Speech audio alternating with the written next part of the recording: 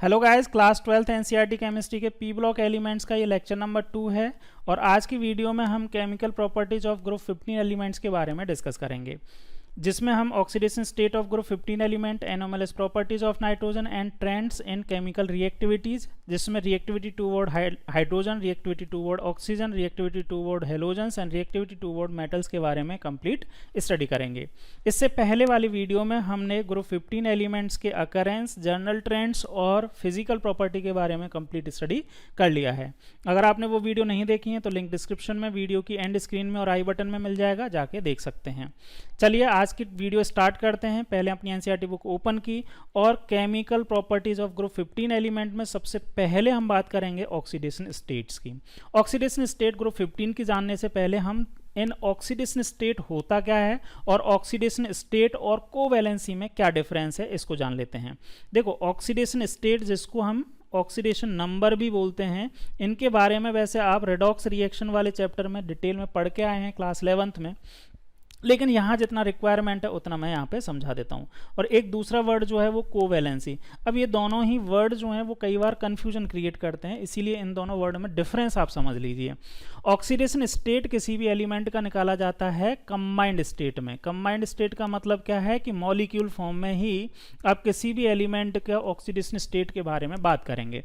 मतलब combined state का मतलब क्या है, एक एग्जाम्पल से समझिए। एक एलिमेंट है एक्स और ये एलिमेंट किसी दूसरे एलिमेंट के साथ में बॉन्ड फॉर्म करता है वाई के साथ में, या फिर ये एक्स जो है वो सेम एक्स के साथ में भी बॉन्ड फॉर्म कर सकता है। जैसे नाइट्रोजन नाइट्रोजन दोनों आपस में बॉन्ड फॉर्म किया और N2 फॉर्म कर दिया, तो इस तरह की कंडीशन है। या नाइट्रोजन किसी ऑक्सीजन के साथ में बॉन्ड फॉर्म किया या फिर किसी अदर एलिमेंट के साथ में बॉन्ड फॉर्म किया, तो ये वाली कंडीशन बन गई। अब इन दोनों ही कंडीशन में हमें क्या करना है, ऑक्सीडेशन स्टेट निकालना है। ऑक्सीडेशन स्टेट जो होती है उसका मतलब होता है कि कंबाइंड स्टेट में किसी पर्टिकुलर एटम के ऊपर कितना चार्ज है। कंबाइंड स्टेट में पर्टिकुलर एटम के ऊपर कितना चार्ज है, इस एटम के ऊपर या फिर इस एटम के ऊपर चार्ज कितना है। अब चार्ज जो है वो किससे डिसाइड होगा, वो डिसाइड होगा इलेक्ट्रोनेगेटिविटी से। अब इलेक्ट्रोनेगेटिविटी अगर एलिमेंट्री मॉलिक्यूल्स की बात करें, मतलब सेम टाइप के एटम्स के बीच में अगर बॉन्ड फॉर्म हो रहा है, तो यहाँ पे इलेक्ट्रोनेगेटिविटी तो दोनों की सेम है इलेक्ट्रोनेगेटिविटी। तो इनके जो बॉन्डेड इलेक्ट्रॉन पेयर है, ये जो बॉन्ड फॉर्म हुआ है इनमें जो बॉन्डेड इलेक्ट्रॉन पेयर है ये बिल्कुल सेंटर में रहेगा। दोनों में से कोई भी एक्स्ट्रा अपनी तरफ शिफ्ट नहीं कर सकता इस बॉन्डेड इलेक्ट्रॉन पेयर को, और शिफ्ट नहीं कर सकता तो किसी भी एटम के ऊपर एक किसी इलेक्ट्रॉन का जो इन्फ्लुएंस है वो नहीं आएगा।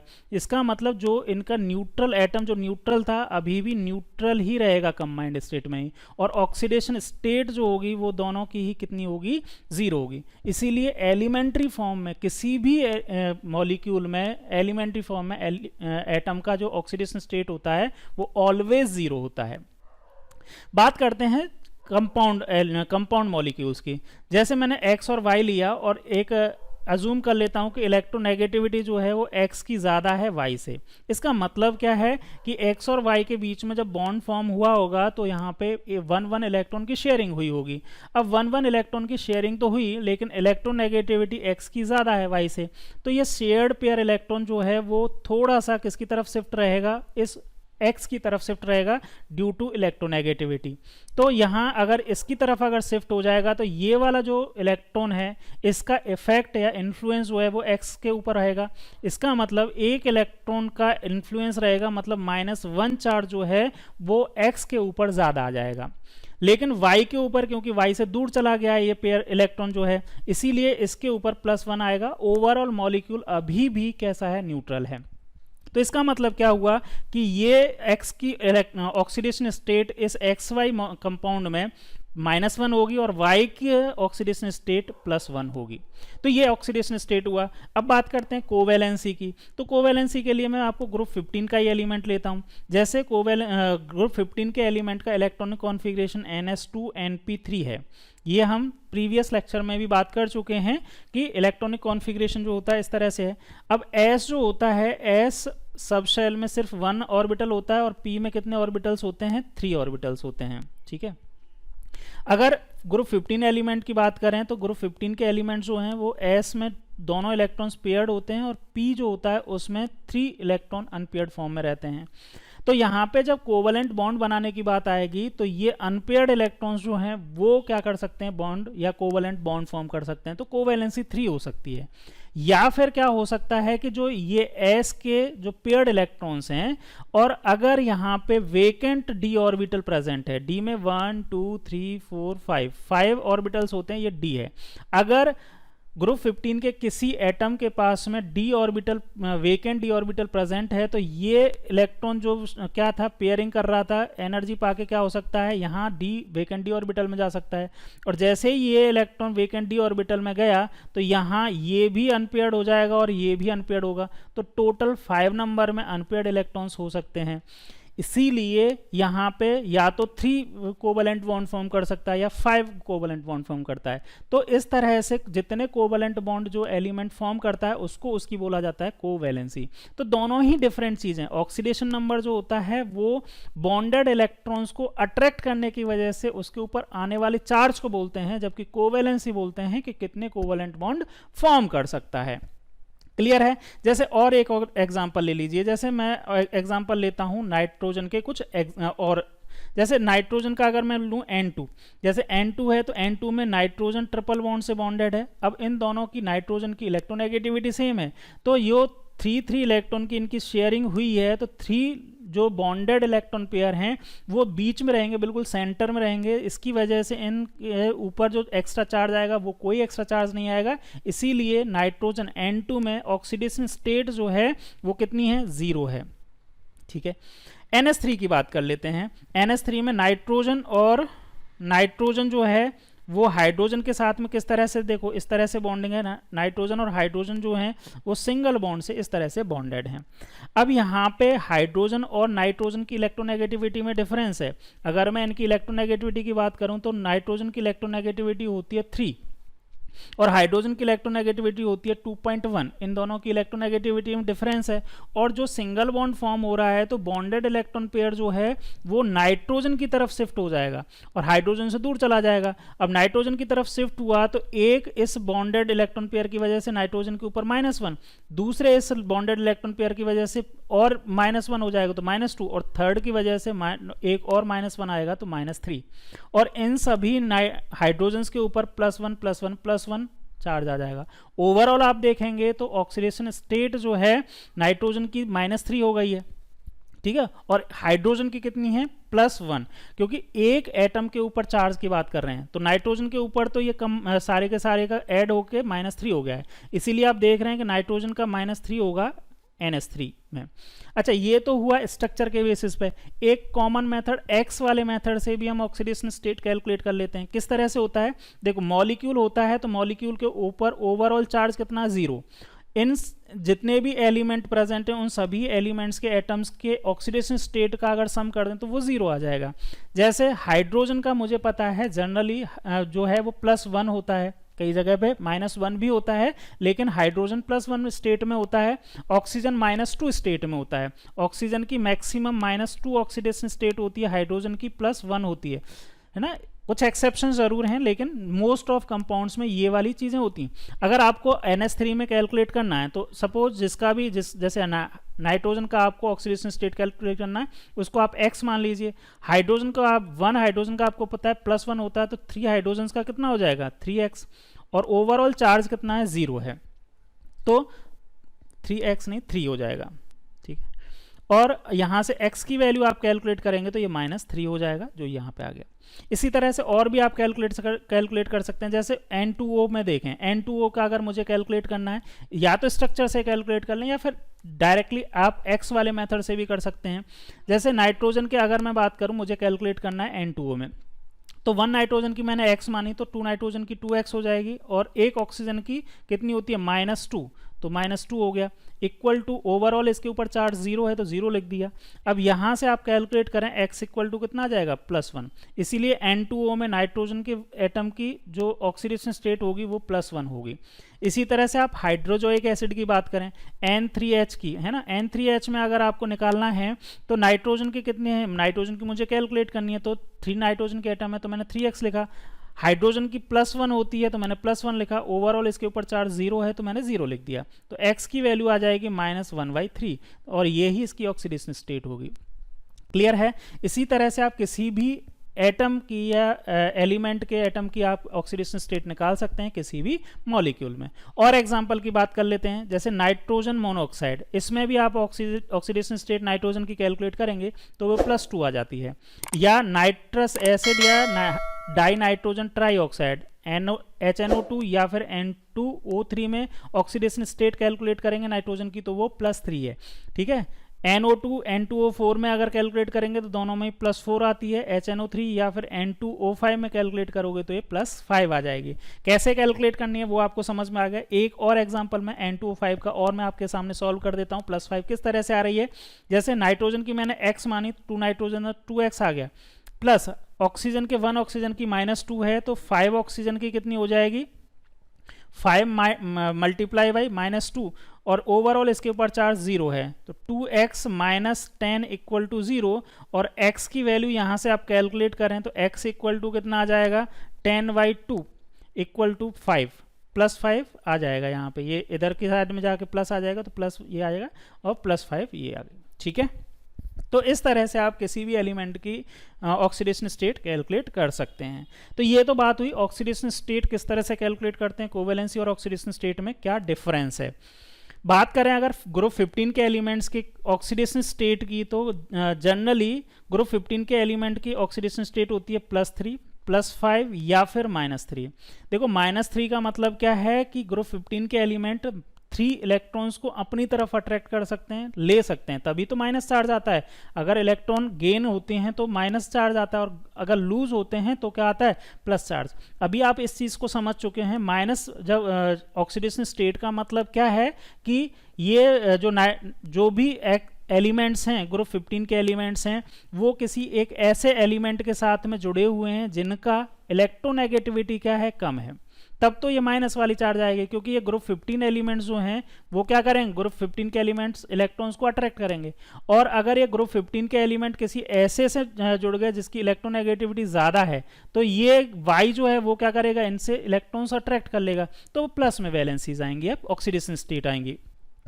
तो जनरली मोस्ट ऑफ टाइम तो ऑक्सीडेशन स्टेट जो आती है वो कौन सी है, +3, +5 और -3। लेकिन जैसे जैसे आप डाउन जाएंगे, stability of +3 oxidation state increases and that of +5 oxidation state decreases. जैसे जैसे हम टॉप टू बॉटम नाइट्रोजन से बिस्मथ की तरफ जाते हैं तो +3 ऑक्सीडेशन स्टेट की जो है वो क्या होगा, इंक्रीज होगा, और +5 जो होता है वो डिक्रीज होता है। जैसे बिस्मथ की अगर हम बात करें, लास्ट जो है बिस्मथ है, मॉस्कोबियम की तो बात करते नहीं, ज़्यादा केमिस्ट्री उसके बारे में डिस्कस हुई नहीं है या अभी पता भी नहीं है, क्योंकि एक रेडियो एक्टिव एलिमेंट है जिसकी हाफ लाइफ बहुत कम है। बिस्मथ की ही बात करें तो बिस्मथ जो होता है, bismuth most of time +3 oxidation state में ही मिलता है। इसका रीज़न क्या है, इसका रीज़न है इनर्ट पेयर इफेक्ट। अब इनर्ट पेयर इफेक्ट क्या होता है ये आप समझ लीजिए। देखो, इनर्ट पेयर इफेक्ट का मतलब सिंपल सा है, जैसे इलेक्ट्रॉनिक कॉन्फ़िगरेशन NS2, इसको मैं लिख देता हूँ NS2 Np3 ये होता है। इसका मतलब यहाँ पे 2 इलेक्ट्रॉन्स ये हैं और ये 3 इलेक्ट्रॉन्स इस तरह से अनपेयर्ड फॉर्म में हैं। अब यहाँ पे अगर 3 अनपेयर्ड इलेक्ट्रॉन हैं तो वैलेंसी जो होगी वो कितनी बना सकते हैं, कितने बॉन्ड फॉर्म कर सकते हैं, इस स्टेट में कितने बॉन्ड फॉर्म कर सकते हैं, 3 बॉन्ड फॉर्म कर सकते हैं। ठीक है, अगर ये वाला जो है, अब यहाँ पे अच्छे से समझ लेना, ये अगर ये पेयर्ड इलेक्ट्रॉन जो हैं वो d ऑर्बिटल में जाने के लिए, d ऑर्बिटल प्रेजेंट है, 1 2 3 4 5, मैंने d ऑर्बिटल बनाया, प्रेजेंट है। अब इनको जाने के लिए क्या चाहिए, एनर्जी की रिक्वायरमेंट है। अनपेयर्ड होने के लिए भी तो एनर्जी की रिक्वायरमेंट है। अब अनपेयर्ड कब हो रहे हैं, जब बॉन्ड बना रहे हैं, और दूसरी एनर्जी चाहिए बॉन्ड बनाने के लिए। अनपेयर्ड होने के लिए अगर अनपेयर्ड होने के लिए जो एनर्जी है उसकी रिक्वायरमेंट कम है और बॉन्ड फॉर्मेशन से जो एनर्जी रिलीज हो रही है वो ज़्यादा है, तब तो ये इजीली अनपेयर्ड हो जाते हैं। लेकिन अगर बॉन्ड फॉर्मेशन से जो रिलीज होने वाली एनर्जी है वो कम है, बॉन्ड फॉर्मेशन जो होती है उसमें अगर रिलीज होने वाली एनर्जी वो है कम है, और ये एनर्जी जो है वो ज़्यादा है, कौन सी, अनपेयर्ड होने के लिए, तब ये अनपेयर्ड हो ही नहीं पाता है चाहे d ऑर्बिटल प्रेजेंट है।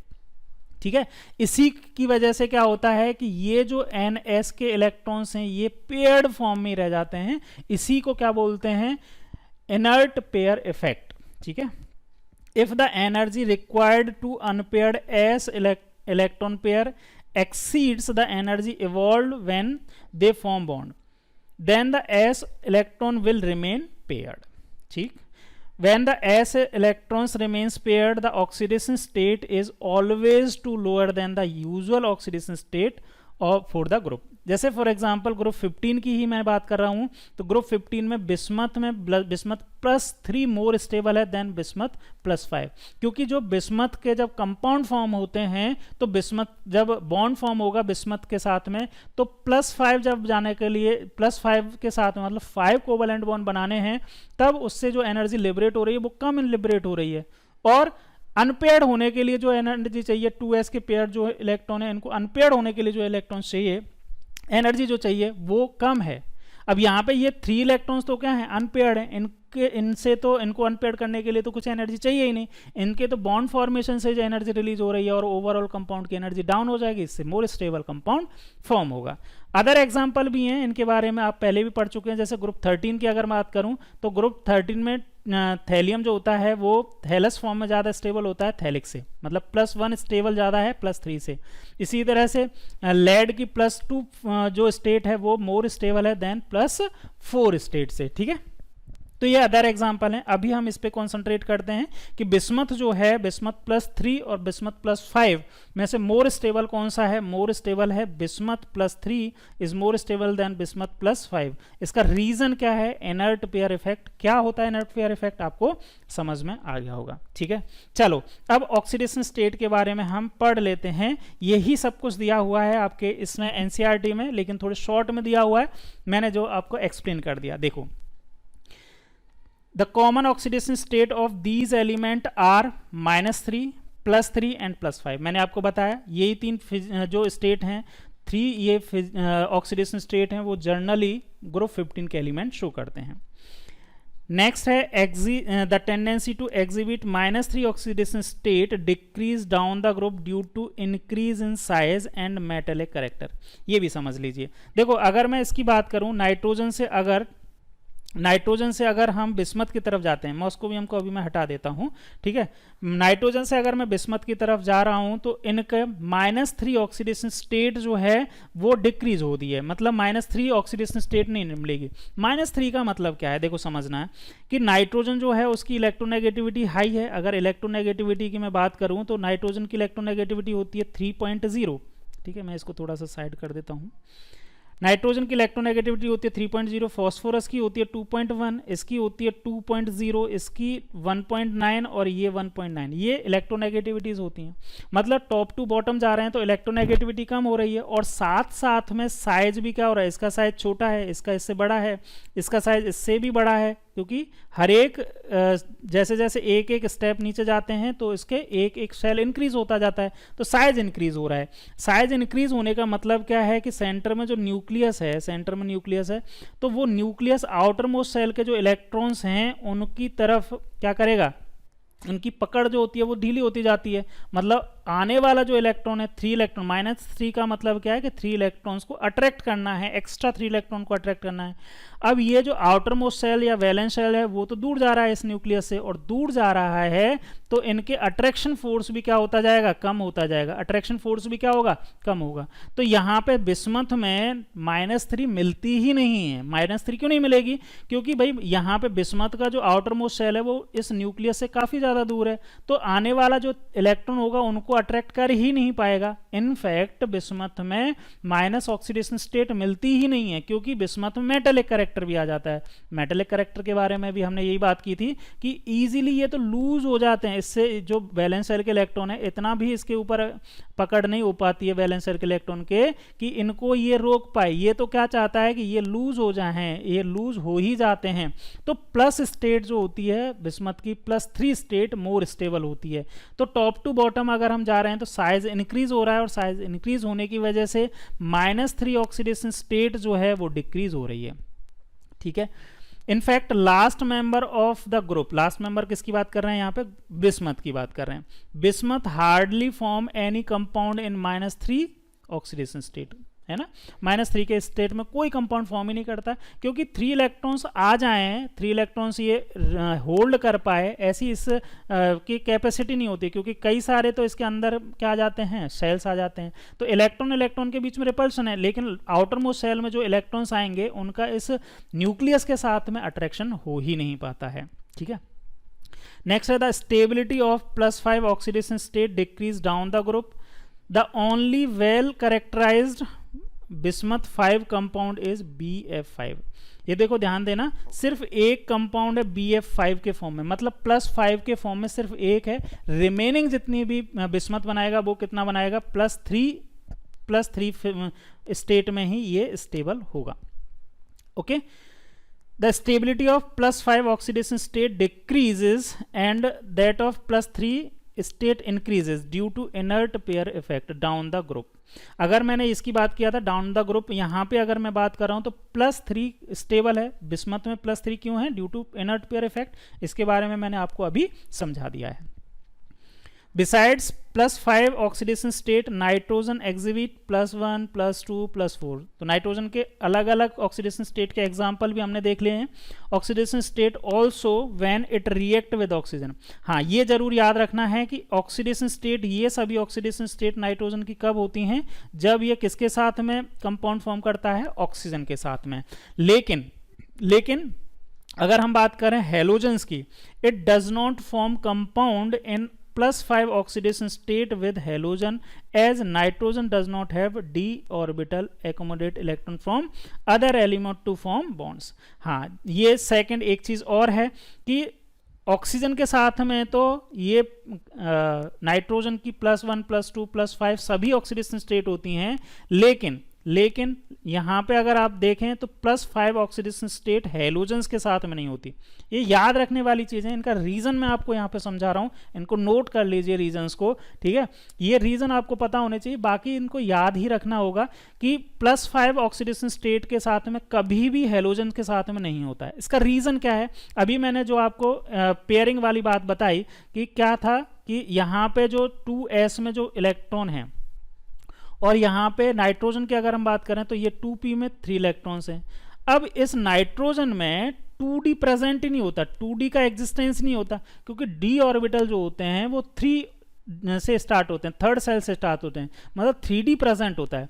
और नाइट्रोजन में तो सेल ही 2 हैं, मतलब 2p और 2s ही हो सकते हैं, 2p है ही नहीं, तो ये अनपेयर्ड हो ही नहीं सकते, और अनपेयर्ड हो ही नहीं सकते तो ये हेलोजेंस के साथ में 5 बॉन्ड नहीं बनाएंगे, और 5 बॉन्ड नहीं बनाएंगे हेलोजन के साथ में तो +5 ऑक्सीडेशन स्टेट भी नहीं शो करेंगे।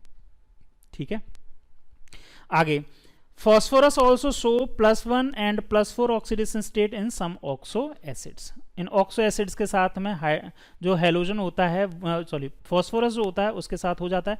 फॉस्फोरस का रीजन क्या है, फॉस्फोरस का अगर इलेक्ट्रॉनिक कॉन्फ़िगरेशन देखें तो फॉस्फोरस का इलेक्ट्रॉनिक कॉन्फ़िगरेशन होता है 1s2, 2s2, 2p6, 3s2 and 3p3 और 3d0, मतलब 3d ऑर्बिटल होता है। तो ये 2 इलेक्ट्रॉन जो पेयर्ड हैं वो क्या हो सकते हैं, अनपेयर्ड हो सकते हैं, और ये +1 और +4 ऑक्सीडेशन स्टेट दोनों में मिल सकता है फॉस्फोरस। क्लियर है, समझ में आया। नेक्स्ट बात करें, in the case of nitrogen all oxidation state from +1 to +4 tends to disproportionate in acidic solution.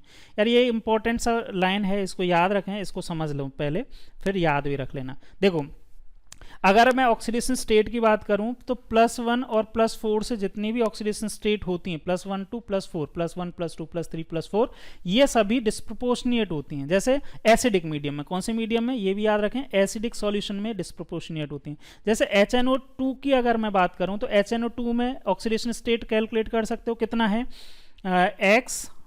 X मैंने नाइट्रोजन का माना, +1 हाइड्रोजन का है और -2 ऑक्सीजन का है, तो 2 ऑक्सीजन का -4 हो जाएगा इक्वल टू 0। एक्स की वैल्यू कितनी आ जाएगी, +3। तो यहाँ पे अगर मैं बात करूँ तो नाइट्रोजन जो है वो +3 ऑक्सीडेशन स्टेट में है। यहाँ अगर मैं बात करूँ तो ये ऑक्सीडेशन स्टेट इसकी कितनी है, +5 है, और NO में अगर मैं बात करूँ तो NO में +2 है। ठीक है, तो डिस्प्रोपोर्शनेट का मतलब क्या होता है, डिस्प्रोपोर्शनेट रिएक्शन का मतलब क्या है, ऑक्सीडेशन स्टेट जो है वो चेंज हो, मतलब डिस्पोजिशन का मतलब क्या है, एक ही एलिमेंट है, एक ही एलिमेंट का, जैसे नाइट्रोजन एलिमेंट है, नाइट्रोजन एटम है, इसका ही ऑक्सीडेशन भी हो और इसका ही रिडक्शन भी हो। ऑक्सीडेशन का मतलब क्या है कि इसका ऑक्सीडेशन नंबर इंक्रीज हो जाए तो ये इसका ऑक्सीडेशन हो गया, और इसका अगर ऑक्सीडेशन नंबर डिक्रीज होगा तो इसका ही रिडक्शन हो गया, तो इसको बोलते हैं डिस्प्रोपोर्शन रिएक्शन।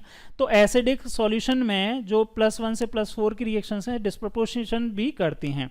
तो नाइट्रोजन का ऑक्सीडेशन भी हो रहा है, ऑक्सीडेशन होके नाइट्रस एसिड का ऑक्सीडेशन होके नाइट्रिक एसिड बन रहा है, और रिडक्शन होके NO फॉर्म हो रहा है।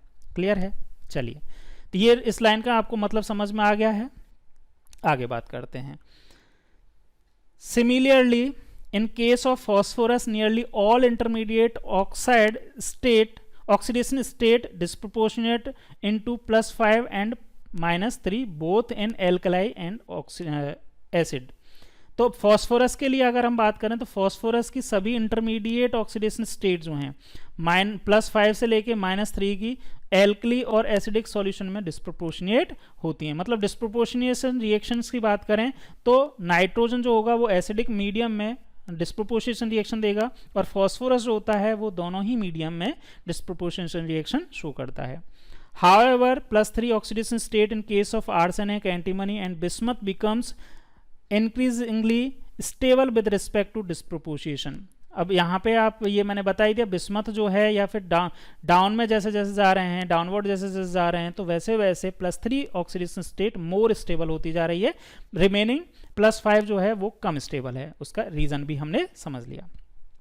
Nitrogen is restricted to maximum covalency of 4 since only 4 1s and 3p orbitals are available for bonding.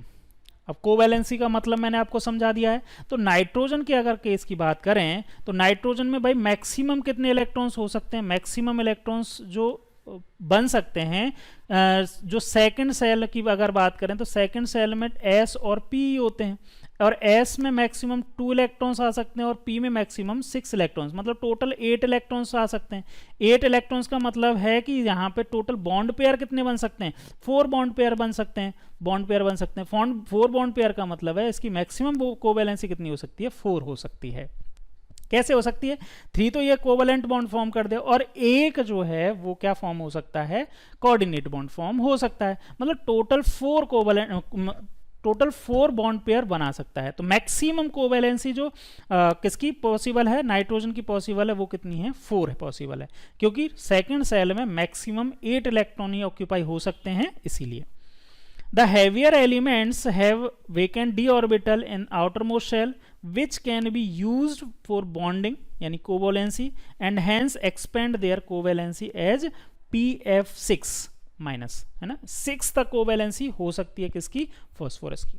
ठीक है, तो ये बात हमारी किसकी बारे में बात हुई, ऑक्सीडेशन स्टेट और इनके डिफरेंट एस्पेक्ट्स के बारे में बात हुई कि कहाँ किस तरह से ऑक्सीडेशन स्टेट चेंज होता है, किस तरह का ट्रेंड होता है और कहाँ कहाँ चेंजेस होते हैं। अब नेक्स्ट टॉपिक है काफ़ी इंपॉर्टेंट, काफ़ी इंटरेस्टिंग है, anomalous properties of nitrogen.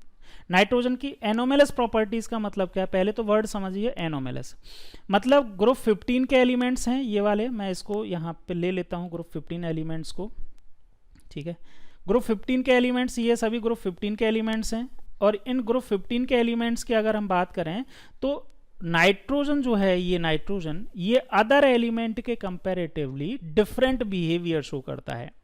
Nitrogen जो है वो अदर एलिमेंट के कंपैरेटिवली क्या करता है, डिफरेंट बिहेवियर शो करता है, उसी को बोलते हैं anomalous behaviour of nitrogen. Anomalous behaviour nitrogen का किस वजह से होता है, इसका अगर मैं शॉर्ट में आपको यहाँ पे लिख के बताऊँ तो ये तो है 3 रीज़न है। एक तो है स्मॉल साइज, फर्स्ट रीजन क्या है, स्मॉल साइज। सेकंड रीजन क्या है, attraction of electron due to high electronegativity of nitrogen. Nitrogen की इलेक्ट्रोनेगेटिविटी जो होती है वो 3 होती है, जो कि high electronegativity, most 3 high electronegative elements में से नाइट्रोजन एक है ना। फ्लोरीन सबसे ज़्यादा है, फिर ऑक्सीजन, फिर उसके बाद नाइट्रोजन 3rd नंबर पे आता है वो पूरी पीरियोडिक टेबल में। तो इसकी इलेक्ट्रोनेगेटिविटी हाई है।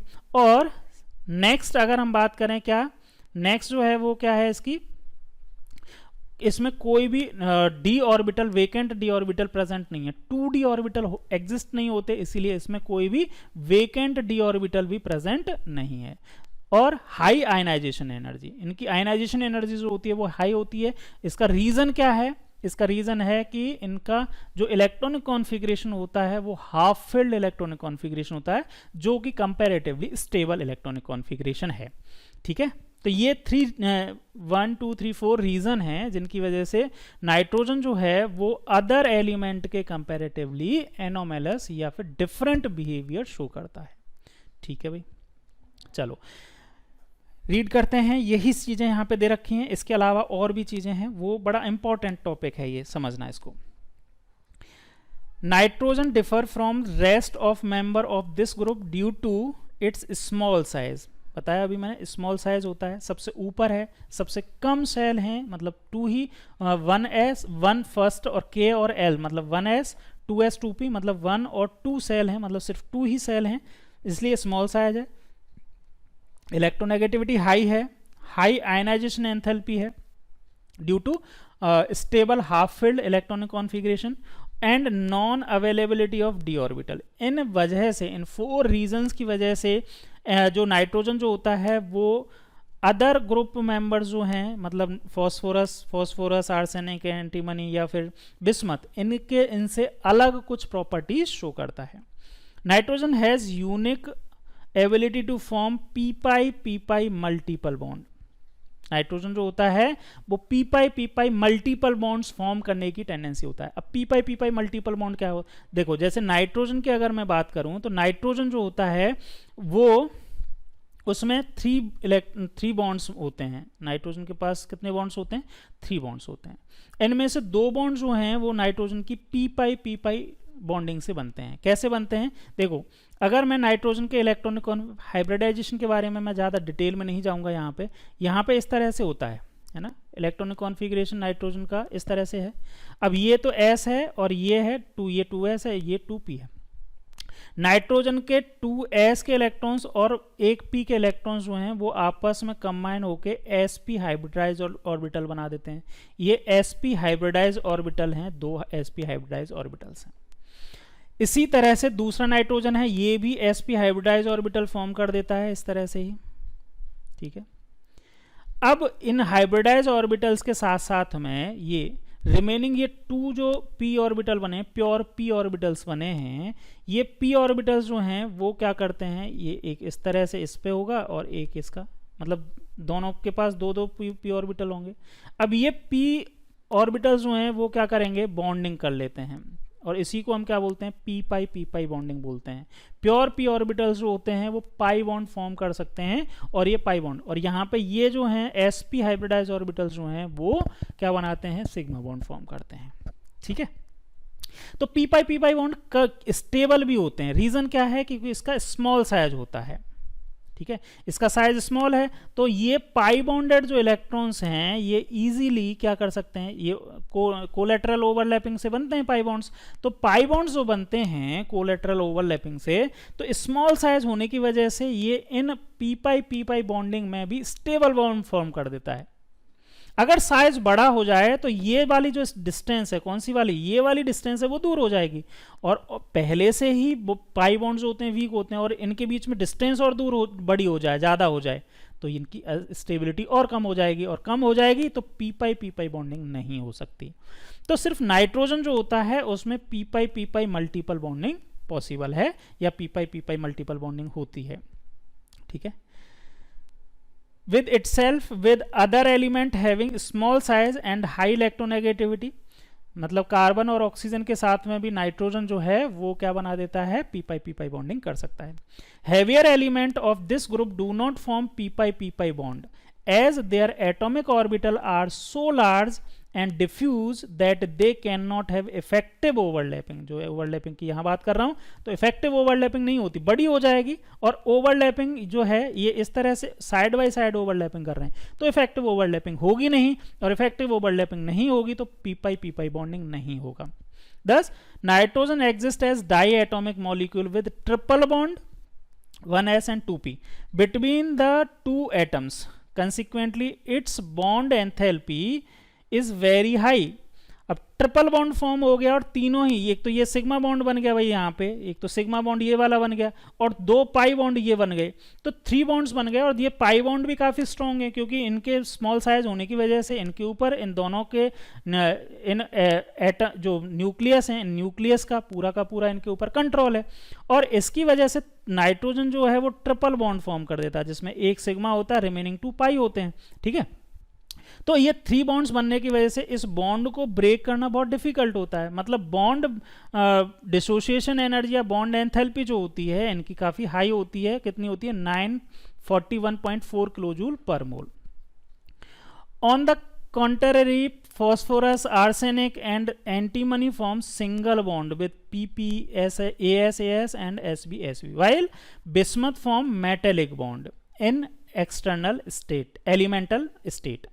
ठीक है, तो यहाँ पे नाइट्रोजन ही जो है वो ट्रिपल बॉन्ड फॉर्म करता है, रिमेनिंग जो है वो ट्रिपल बॉन्ड फॉर्म नहीं कर सकते। However, the single and triple bond and bond is weaker than the single and P single bond P because of high inter electronic repulsion of these non bonding electrons. यहाँ पे भी समझना, देखो अगर nitrogen की मैं ट्रिपल बॉन्ड की बात कर रहा हूँ, नाइट्रोजन N2 के फॉर्म में, तो 3 बॉन्ड्स की वजह से मोर इनकी बॉन्ड एसोसिएशन एनर्जी है। लेकिन सिर्फ मैं नाइट्रोजन के सिंगल बॉन्ड की बात करूँ, जब हम नाइट्रोजन सिंगल की बॉन्ड की बात करेंगे, तो यहाँ पे क्या होता है भाई कि नाइट्रोजन के पास क्या है, ये अगर मैं न्यूक्लियस बताया, ये फर्स्ट सेल और ये सेकेंड सेल, और सेकेंड सेल जो है उसमें 2 लॉन पेयर इलेक्ट्रॉन्स हैं और यहाँ पे भी इसके पास 2 लोन पेयर इलेक्ट्रॉन है। तो स्मॉल साइज का होने के साथ साथ में इसमें लोन पेयर इलेक्ट्रॉन भी है, मतलब छोटी जगह में लोन पेयर इलेक्ट्रॉन से, लोन पेयर इलेक्ट्रॉन मतलब दोनों ही इलेक्ट्रॉन नेगेटिवली चार्ज हैं, तो इनके इलेक्ट्रॉन के बीच में रिपल्शन बहुत ज़्यादा होता है। तो सिंगल बॉन्ड जो होता है वो रिपल्शन की वजह से क्या होता है, कंपेरेटिवली फॉस्फोरस सिंगल बॉन्ड के कंपेरेटिवली वीक होता है। कैसा होता है? वीक होता है। ठीक है, owing to the small bond length as result of catenation tendency is weak in nitrogen। Nitrogen में कैटिनेशन प्रॉपर्टी इसीलिए वीक होती है क्योंकि इनके इलेक्ट्रॉन जो लॉन पेयर इलेक्ट्रॉन्स हैं वो स्मॉल साइज होने की वजह से, साइज स्मॉल है, दोनों के ऊपर क्या है, नेगेटिव चार्ज है, तो रिपल्शन ज़्यादा होता है इनमें। बॉन्ड तो स्ट्रॉन्ग बनना चाहिए लेकिन स्ट्रॉन्ग बनने की बजाय क्या हो जाता है, रिपल्शन की वजह से वीक हो जाता है, और कैटिनेशन प्रॉपर्टी जो होती है नाइट्रोजन की वो वीक होती है। Another factor which affect the chemistry of nitrogen is the absence of d orbital in its valence shell। ठीक है, दूसरी जो है रीजन मैंने बता दिया कि नाइट्रोजन के d ऑर्बिटल प्रेजेंट नहीं होता, 2d की एग्जिस्टेंस नहीं होती, इसलिए नहीं होता। Beside restricting its covalency 4, nitrogen cannot form p pi d pi bond। देखो यार, d pi p pi bond as the heavier element can, जैसे फॉस्फोरस जो होता है, फॉस्फोरस में डी पाई पी पाई बॉन्डिंग हो जाती है। डी पाई पी पाई बॉन्डिंग का मतलब क्या है कि यहाँ पे डी ऑर्बिट अगर अनपेयर्ड इलेक्ट्रॉन हो गए, मतलब अगर ये एस पी और ये डी है ना, तो अगर ये एस का जो पेयर्ड इलेक्ट्रॉन था वो अनपेयर्ड हो गया, अनपेयर्ड होकर चला गया यहाँ पे, तो यहाँ पे क्या होगा, ये डी ऑर्बिटल जो हैं, डी ऑर्बिटल में प्रेजेंट इलेक्ट्रॉन जो हैं वो अदर के साथ में पाई बॉन्ड फॉर्म कर सकते हैं। तो डी पाई पी पाई बॉन्डिंग हो सकती है या फिर डी पाई बॉन्डिंग भी कर सकते हैं। ये वाले जो बॉन्ड डी शेल में, डी ऑर्बिटल में प्रेजेंट इलेक्ट्रॉन जो हैं वो डी पाई बॉन्ड भी फॉर्म कर सकते हैं with transition metals when act as ligand. तो अदर एलिमेंट्स का मतलब क्या है, नाइट्रोजन के अलावा जो एलिमेंट है, फॉस्फोरस है, आर्सेनिक है, एंटीमनी है, ये क्या कर सकते हैं, डी पाई पी पाई बॉन्डिंग कर सकते हैं या फिर डी पाई बॉन्डिंग भी कर सकते हैं due to presence of unpaired d electron. ठीक है, अब हम बात करते हैं काफी important reactivity of group 15 elements. Group 15 elements की रिएक्टिविटी की बात करें भाई, और सबसे पहला और सबसे काफ़ी ज़्यादा इंपॉर्टेंट है रिएक्टिविटी टूवर्ड हाइड्रोजन। इसके देखो ये पूरे के पूरे पॉइंट्स को मैं एक बार पॉइंट फॉर्म में आपको समझाता हूँ क्या क्या है। देखो यहाँ पे समझना, पहले रिएक्शन विद हाइड्रोजन को हम इन 4 पॉइंट्स के अंडर में डिस्कस करेंगे। सबसे पहला होगा स्टेबिलिटी ऑफ हाइड्राइड, मतलब ग्रुप 15 के एलिमेंट जब हाइड्रोजन से रिएक्शन करेंगे, ग्रुप 15 के एलिमेंट को मैं अगर ई लिख देता हूँ, ये ग्रुप 15 एलिमेंट्स हैं, और जब ये हाइड्रोजन से रिएक्शन करेंगे तो ये क्या बनाएंगे, हाइड्राइड्स बनाएंगे। क्या बनाएंगे, हाइड्राइड्स। तो इन हाइड्राइड की स्टेबिलिटी के बारे में सबसे पहला जो होगा कि किस तरह की स्टेबिलिटी होगी किस तरह के हाइड्राइड्स में, वो बात करेंगे। सेकंड है जो हाइड्राइड्स फॉर्म होंगे उनकी बेसिसिटी का ऑर्डर क्या होगा और क्यों होगा, इनके रीजन बड़े इंपॉर्टेंट हैं। नेक्स्ट है रिड्यूसिंग नेचर ऑफ हाइड्राइड्स, जो हाइड्राइड्स बने हैं उनका रिड्यूसिंग नेचर किस तरह से अफेक्ट होता है। मेल्टिंग पॉइंट, बॉइलिंग पॉइंट और सॉल्युबिलिटी भी बात करेंगे हम, सॉल्युबिलिटी इन वाटर। तो कौन सा हाइड्राइड ज़्यादा सॉल्युबल है, नाइट्रोजन का हाइड्राइड ज़्यादा सॉल्युबल है वाटर में या बिस्मथ का हाइड्राइड ज़्यादा सॉल्युबल है और क्यों सॉल्युबल है, इसके सभी की बात करेंगे। तो इन सभी पॉइंट्स को हम पढ़ेंगे रिएक्शन विद हाइड्रोजन की। तो देखो समझना है यार इसको, रिएक्शन विद हाइड्रोजन को अच्छे से समझते हैं, बड़े प्यार से समझते हैं। देखो अगर मैंने ई जो है वो ग्रुप 15 के एलिमेंट्स हैं, ग्रुप 15 एलिमेंट्स को यहाँ पे ई से रिप्रेजेंट कर रखा है। ई यहाँ पे क्या हो सकता है, नाइट्रोजन हो सकता है, फॉस्फोरस, नाइट्रोजन फॉस्फोरस, ठीक है, या फिर एएस एंटीमनी या फिर बिस्मथ, इनमें से कोई भी एलिमेंट हो सकता है, ठीक है। सबसे पहले हम बात करते हैं कि जब हाइड्राइड फॉर्म होगा तो हाइड्राइड किस तरह के फॉर्म होंगे। नाइट्रोजन का जो हाइड्राइड होगा उसको बोलेंगे NH3, नाइट्रोजन का हाइड्राइड जो होगा उसको NH3 बोलेंगे। फॉस्फोरस का हाइड्राइड होगा PH3, आर्सेनिक का हाइड्राइड ASH3, एंटीमनी का SbH3 और BiH3। तो इस तरह के हाइड्राइड फॉर्म हो जाएंगे क्योंकि इनकी वैलेंसी 3 है और हाइड्रोजन 3 इलेक्ट्रॉन के साथ में कोवैलेंट बॉन्ड फॉर्म कर हाइड्राइड फॉर्म कर देंगे, ठीक है भाई। चलो तो जो ग्रुप 15 के एलिमेंट्स हैं वो EH3 टाइप के हाइड्राइड्स फॉर्म करते हैं। अब इन हाइड्राइड में सबसे पहले हम बात कर रहे हैं कि स्टेबिलिटी किसकी ज़्यादा होगी और क्यों ज़्यादा होगी।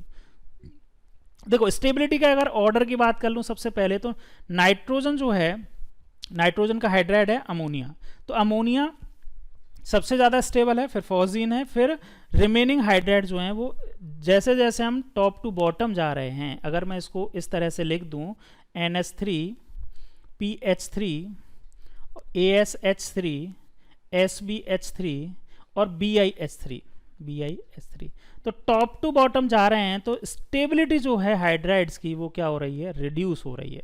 क्या हो रही है, रिड्यूस हो रही है, डिक्रीज हो रही है या रिड्यूस हो रही है, ठीक है। क्यों हो रही है इसका रीजन समझना यार।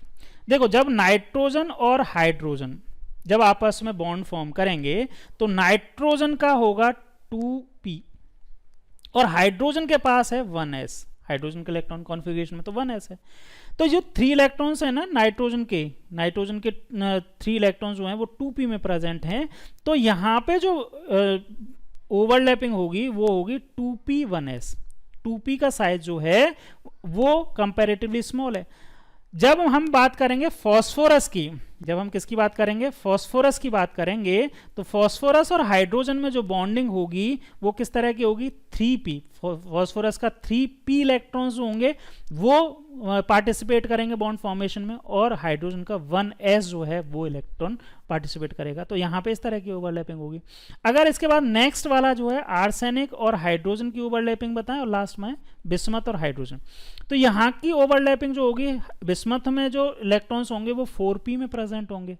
NS जो होगा nth सेल या वैलेंस शेल जो होगा इसमें आर्सेनिक में वो 4p होगा, इसी तरह से बिस्मथ में 5p होगा।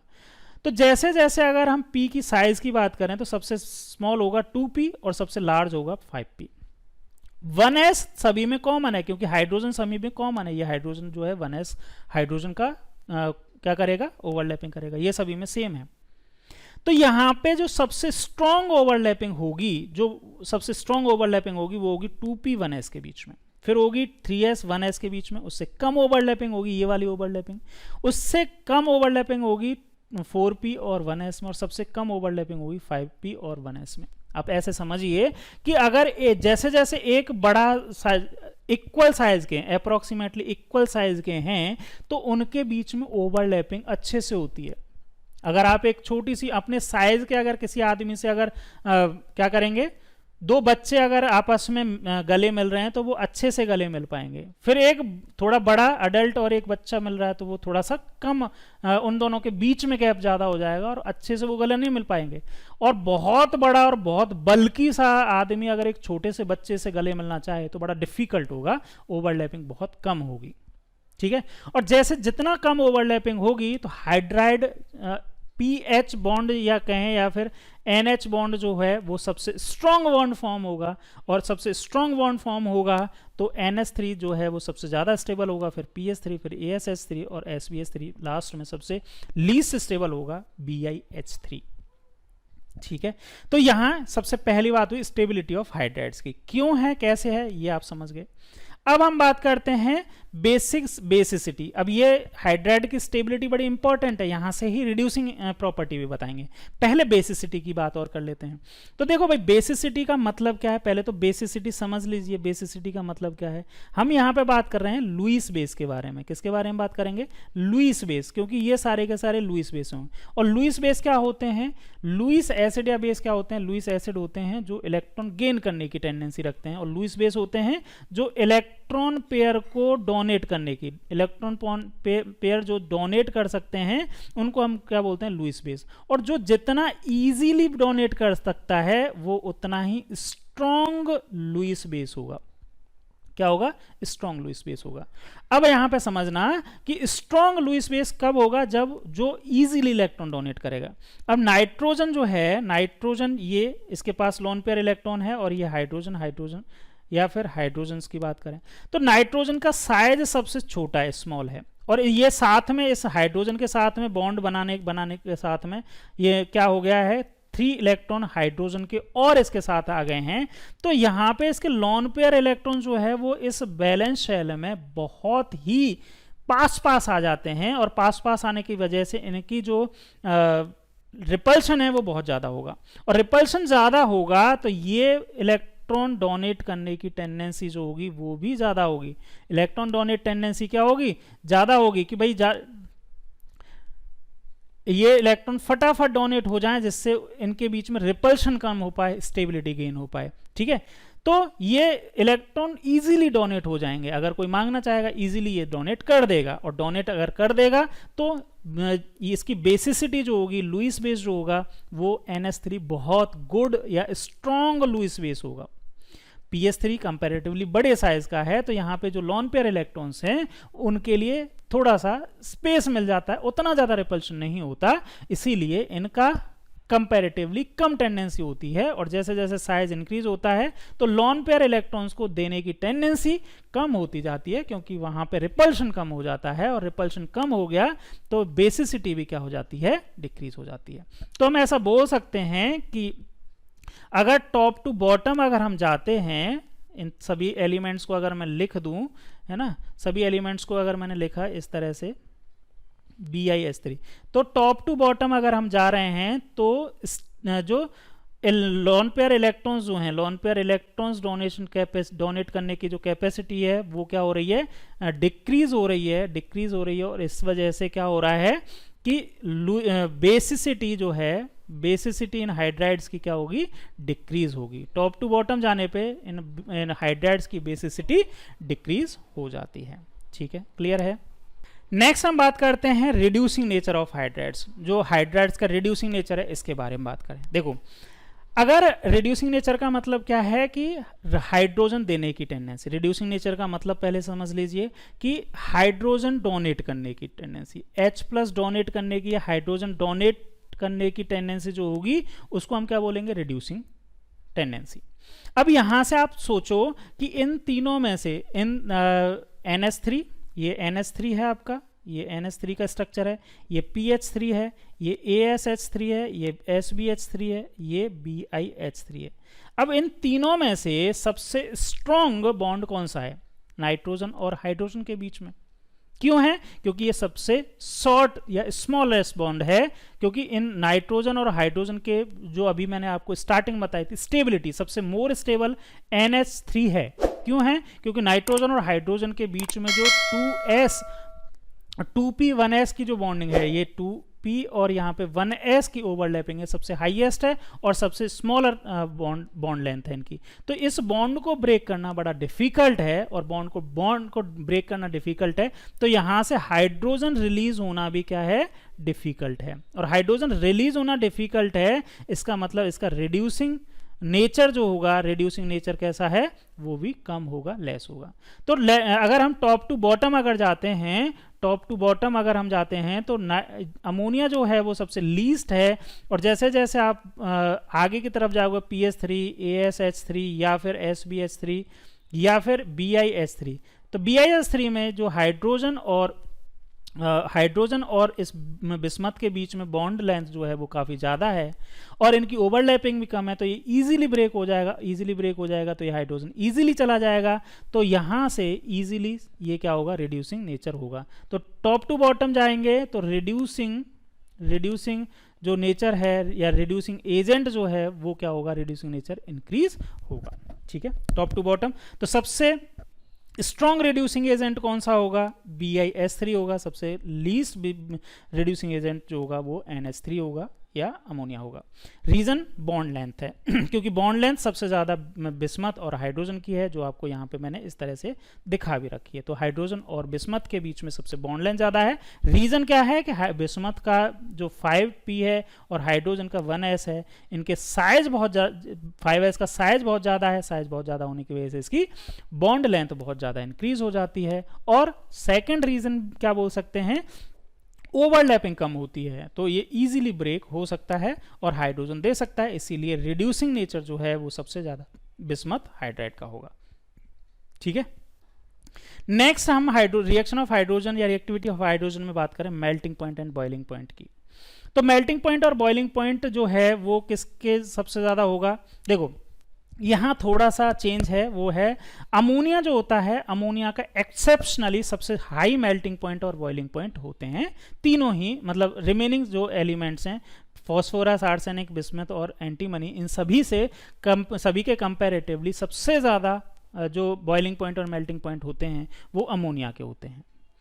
रिमेनिंग के बारे में अमोनिया के क्यों होते हैं, तो अमोनिया के लिए बात बताई जाती है कि अमोनिया जो होता है, अमोनिया NH3, वो हाइड्रोजन बॉन्ड बना लेता है। हाइड्रोजन बॉन्ड के बारे में आप जानते ही हैं कि मोर इलेक्ट्रोनेगेटिव एलिमेंट के बीच में अगर हाइड्रोजन आ जाता है, जैसे ये हाइड्रोजन जो है वो 2 नाइट्रोजन एटम्स के बीच में आ गया है। 2 नाइट्रोजन एटम मतलब 2 मोर इलेक्ट्रोनेगेटिव एलिमेंट के बीच में आ गया है, तो हाइड्रोजन जो है वो इस नाइट्रोजन के साथ में भी एक एक्स्ट्रा बॉन्ड बनाएगा। इस एक्स्ट्रा बॉन्ड को ही हम क्या बोलते हैं, हाइड्रोजन बॉन्ड बोलते हैं। तो हाइड्रोजन बॉन्ड होने की वजह से, अमोनिया में हाइड्रोजन बॉन्ड बनने की वजह से लिक्विड स्टेट में और सॉलिड स्टेट में ये क्या होते हैं, इनके मेल्टिंग पॉइंट और बॉइलिंग पॉइंट बहुत ज़्यादा होते हैं अमोनिया के। रिमेनिंग जो है उनमें हाइड्रोजन बॉन्ड नहीं बन पाता है, चाहे PH3, ASH3, SBH3 या BiH3, इनमें किसी में भी हाइड्रोजन बॉन्ड नहीं बन पाता है। इनमें सिर्फ और सिर्फ वॉन डेर वाल्स फोर्स के बारे में बात करेंगे जब मेल्टिंग पॉइंट और बॉइलिंग पॉइंट की बात करेंगे। तो सबसे ज़्यादा जिनका जितना बड़ा साइज उतना he won der Waals force ज़्यादा, इसीलिए बिस्मथ हाइड्राइड का सबसे बड़ा साइज होने की वजह से वॉन डेर वाल्स फोर्स ज़्यादा होते हैं। इसीलिए सबसे ज़्यादा इन चारों में सबसे ज़्यादा जो मेल्टिंग पॉइंट बॉइलिंग पॉइंट होते हैं बिस्मथ के होते हैं, सबसे कम किसके होते हैं, इसके PH3 के होते हैं। और सबसे ज़्यादा अगर ग्रुप में सबसे ज़्यादा की बात करें तो इसमें अमोनिया में होते हैं, नाइट्रोजन के हाइड्राइड में होते हैं। इसका रीज़न क्या है, इसका रीज़न आप समझ ही गए हैं कि एक्स्ट्रा हाइड्रोजन बॉन्डिंग। तो अगर आप जर्नल ऑर्डर लिखना चाहें तो लिख सकते हैं, सबसे कम इसके होंगे, फिर इस आर्सेनिक हाइड्राइड, फिर एंटीमनी हाइड्राइड, उसके बाद बिस्मथ हाइड्राइड, और सबसे ज़्यादा जो है वो किसके होंगे, अमोनिया के होंगे। अमोनिया के सबसे कम होने चाहिए एक्सपेक्टेड, लेकिन अमोनिया के सबसे ज़्यादा होंगे। आपको समझ में आया ये। नेक्स्ट और लास्ट इसकी एक और प्रॉपर्टी बात कर लेते हैं, सॉल्युबिलिटी। अमोनिया जो होता है, ammonia is most soluble due to hydrogen bonding with water. Ammonia जो होता है वो अगेन यही है कि वाटर में ऑक्सीजन प्रेजेंट होता है जो एक मोर इलेक्ट्रोनेगेटिव एलिमेंट है, और हाँ अमोनिया जो होता है उसमें नाइट्रोजन होता है वो भी एक मोर इलेक्ट्रोनेगेटिव एलिमेंट है। शायद ऑक्सीजन की इलेक्ट्रोनेगेटिविटी मोर देन 3 होती है, इसकी इलेक्ट्रोनेगेटिविटी 3 होती है। इन दोनों के बीच में हाइड्रोजन जो होता है वो आ जाता है, जिसकी वजह से ये एक्स्ट्रा हाइड्रोजन बॉन्डिंग होती है, और हाइड्रोजन बॉन्डिंग ज़्यादा होती है तो सॉल्युबिलिटी अमोनिया की वाटर में ज़्यादा होती है। क्लियर है, समझ में आया। तो ये हुई हमारी किसके बारे में बात, first reaction reactivity toward hydrogen के बारे में, और ये ही काफ़ी ज़्यादा इंपॉर्टेंट है।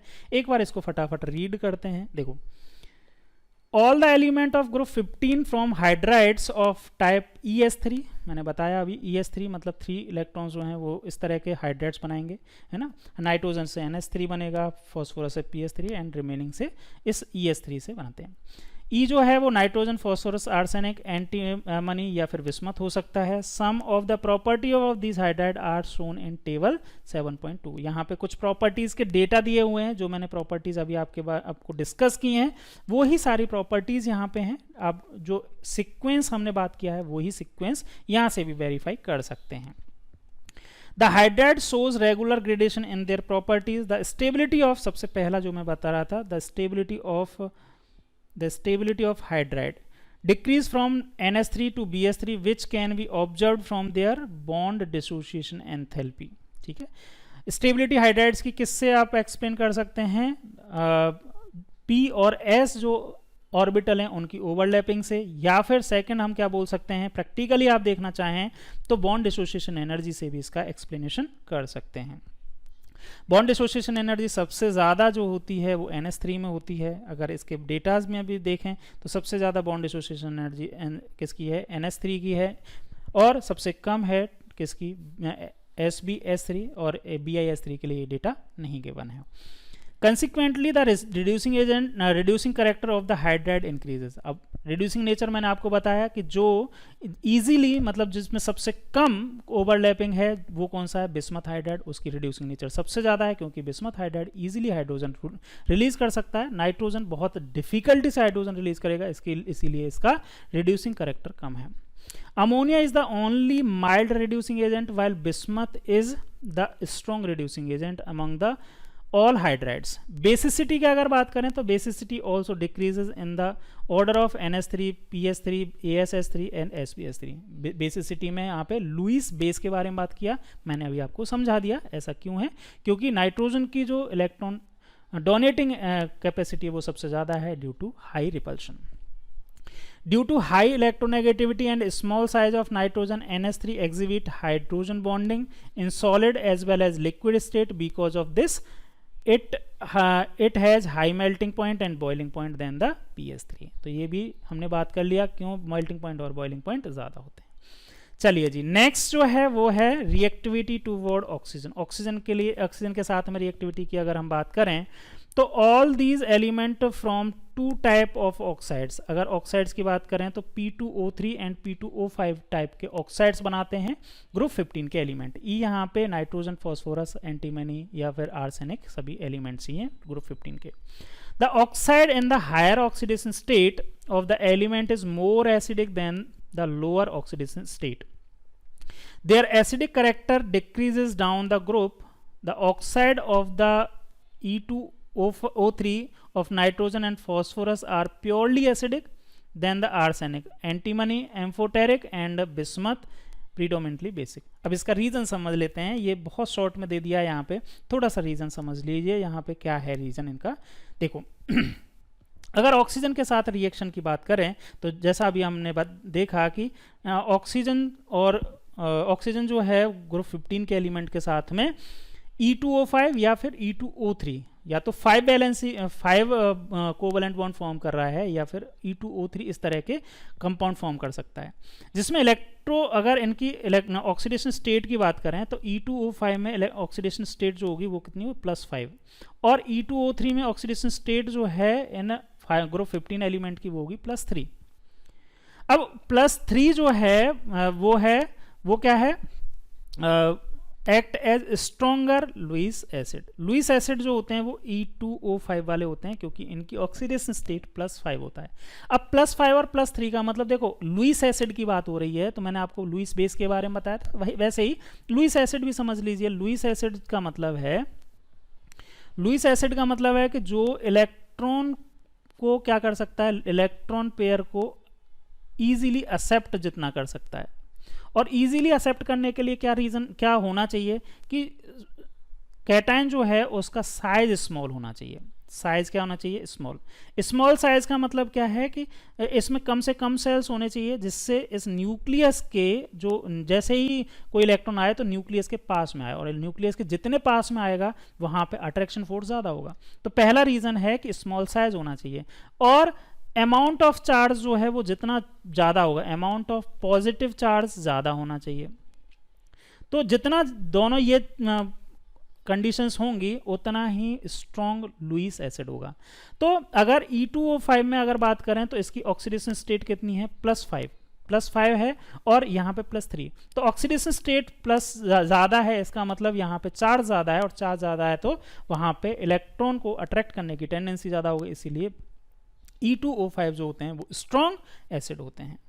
ठीक है, इसीलिए अगर हम कुछ ऑक्साइड्स की बात करें, किसके, अगर ट्रेंड की बात करें, ट्रेंड है कि भाई N2O3 हुआ, P2O3 हुआ, AS2O3 हुआ, SbO2 और Bi2O3 हुआ। तो अगर स्टार्टिंग के 2 एलिमेंट्स की बात करें तो स्टार्टिंग के 2 एलिमेंट नाइट्रोजन और फॉस्फोरस के ऑक्साइड्स तो प्योरली एसिडिक होते हैं। क्यों, इसका एक दूसरा रीज़न भी है, क्योंकि नाइट्रोजन और फॉस्फोरस जो होते हैं वो क्या होते हैं, नॉन मेटल्स होते हैं, नॉन मेटल्स। तो नॉन मेटल्स के ऑक्साइड्स जो होते हैं वो एसिडिक होते हैं, ये मेटलोइड्स होते हैं। मेटलोइड्स के ऑक्साइड्स जो होते हैं वो एम्फोटेरिक होते हैं, और बिस्मथ जो होता है वो एक मेटलिक कैरेक्टर रखता है, और मेटल्स के ऑक्साइड कैसे होते हैं, बेसिक होते हैं। तो एक रीज़न तो ये भी है, और दूसरा रीज़न हमने यहाँ से इसका समझ लिया। ठीक है, 2 चीज़ें समझ में आई आपको यहाँ से। ओके,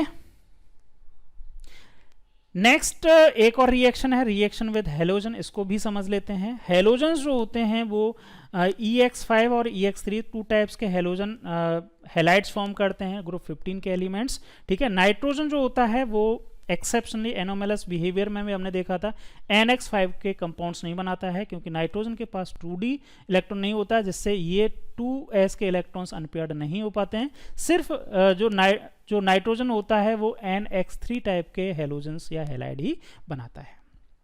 ठीक है, पेंटा हेलाइड्स जो होते हैं वो मोर कोवलेंट कैरेक्टर्स होते हैं। मोर कोवलेंट कैरेक्टर्स के क्यों होते हैं, इसका रीज़न क्या है, इसका रीज़न फायंस रूल से आप समझ सकते हैं। फायंस रूल्स केमिस्ट्री में आप पढ़ चुके हैं, केमिकल बॉन्डिंग में। यहाँ पे मैं थोड़ा सा बता देता हूँ। फायंस रूल के अकॉर्डिंग अगर कोवलेंट कैरेक्टर्स के लिए, कोवलेंट कैरेक्टर्स जो हैं वो उसके लिए फेवरेबल कंडीशंस क्या हैं कि कैटायन जो है वो स्मॉल साइज का होना चाहिए, या फिर मोर चार्ज रखना चाहिए, या फिर उसका स्यूडो इनर्ट इलेक्ट्रॉनिक कॉन्फ़िगरेशन होना चाहिए कैटायंस का। एनायंस के लिए क्या है कि एनायंस जो हैं वो लार्ज साइज के या फिर उनके ऊपर मोर चार्ज हो तो फेवरेबल कंडीशन होती हैं कोवलेंट कैरेक्टर की। और आयनिक कैरेक्टर के लिए अगर बात करें, आयनिक कैरेक्टर्स के लिए जस्ट अपोजिट की बात हो जाती है कैरेक्टर्स, है ना। तो अगर बात करें इसमें कि +3 और +5 में से मोर कोवलेंट कैरेक्टर किसके पास में होगा, तो +5 वाला जो है वो स्मॉल साइज का है, इसका चार्ज भी ज़्यादा है, इसलिए इसकी मोर पोलराइजिंग प्रॉपर्टी होगी और कोवलेंट कैरेक्टर इनका हाई होगा। मतलब +5 यानी कि EX5 वाले जो कंपाउंड्स होंगे वो मोर कोवलेंट होंगे, और EX3 वाले जो कंपाउंड्स होंगे वो मोर आयोनिक होंगे। ठीक है, देखो यहाँ पे ट्रेंड्स की बात करें, अगर X3 वाले की बात करें तो यहाँ पे पोलराइजिंग पावर जो है वो डिक्रीज हो गई due to increase in atomic size of element.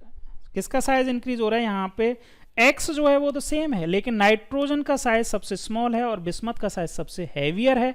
Size बड़ा है होने के साथ साथ में यहाँ पे सभी, यहाँ पे N+3 है, यहाँ पे Bi+3 है, इनका सभी का चार्ज जो है वो तो सेम है +3, लेकिन साइज जो है वो बड़ा है, और ज़्यादा साइज होने की वजह से पोलराइजिंग पावर ज़्यादा होगा, और यहाँ पे किसकी क्या होगा, पोलराइजिंग पावर ज़्यादा होने की पोलराइजिंग पावर कम होगा, क्योंकि फायंस रूल के अकॉर्डिंग कैटायंस में क्या होना चाहिए, स्मॉल साइज होना चाहिए।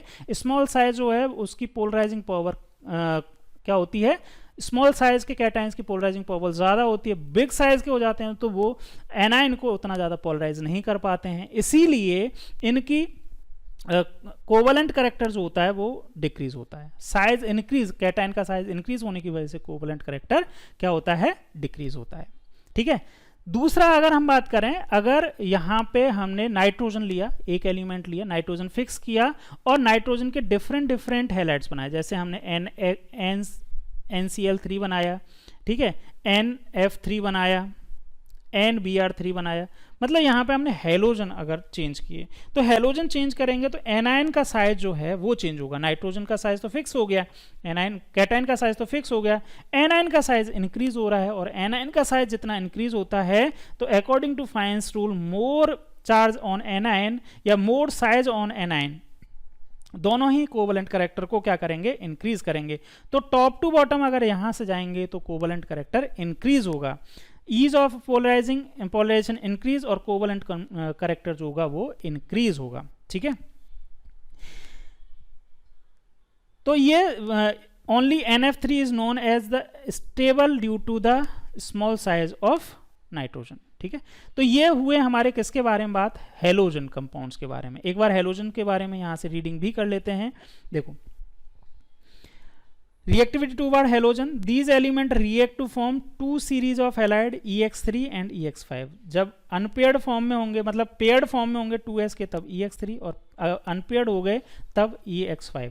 EX5 टाइप के कंपाउंड्स नाइट्रोजन नहीं बनाएगा हेलोजन्स के साथ में। Nitrogen do not form pentahalide due to non availability of d orbital in its valence shell. Pentahalides are more covalent than trihalide, reason हमने समझ लिया, due to Fajans rule law, ठीक है, क्योंकि पेंटाहेलाइड जो होते हैं उनमें उनकी positive charge, amount of charge ज़्यादा होता है, साइज स्मॉल होता है कैटायन का, इसीलिए इनकी कोवलेंट कैरेक्टर्स जो होते हैं वो पेंटाहेलाइड्स के ज़्यादा होते हैं। This is due to the fact that pentahalide +5 oxidation state exist while in the case of trihalide +3 oxidation exists. Since element in +5 oxidation state will have more polarizing power than +3 oxidation state, the covalent character of bond is more in pentahalides. All the trihalide of these element except those of nitrogen are stable. ठीक है, nitrogen के अलावा जितने भी all the trihalide of these element except of nitrogen are stable. ठीक है, in case of nitrogen only NF3 is known to be stable. Trihalide except BF3 are predominantly more covalent. ठीक है, मतलब मोर कोवलेंट में टॉप टू बॉटम जाएंगे तो covalent nature increase होगा। ठीक, समझ में आया। नेक्स्ट और लास्ट इसकी प्रॉपर्टी है रिएक्टिविटी टूवर्ड मेटल्स। मेटल्स के साथ में रिएक्टिविटी की अगर हम बात करें, all these element react, group 15 elements की बात करें, group 15 elements react with metal to form their binary compound exhibit -3 oxidation state. तो मेटल्स के साथ में मेटल्स की इलेक्ट्रोनेगेटिविटी जो होती है वो क्या, इलेक्ट्रोपॉजिटिविटी होती है, इनफैक्ट मेटल्स आर इलेक्ट्रोपॉजिटिव, तो इनके -3 ऑक्सीडेशन स्टेट एग्जिस्ट करती है, such as Ca3N-3 calcium nitride या कैल्शियम फॉस्फाइड, इनमें सभी में -3 ऑक्सीडेशन स्टेट में ये एग्जिस्ट करते हैं। Na3S यानी कि sodium arsenide, zinc antimonide and magnesium bismuthide, तो इन सभी में जितने भी एलिमेंट्स हैं इन सभी में कौन सी ऑक्सीडेशन स्टेट में एग्जिस्ट करते हैं, ग्रुप 15 एलिमेंट -3 ऑक्सीडेशन स्टेट में एग्जिस्ट करते हैं। क्लियर है, समझ में आ गया। यहाँ पे ये 2 एग्जांपल्स दे रखे हैं, इनको आप करिए, ये इनके भी आप आंसर लिख सकते हैं, इनके आंसर्स मैंने आपको लेक्चर में दे दिए हैं।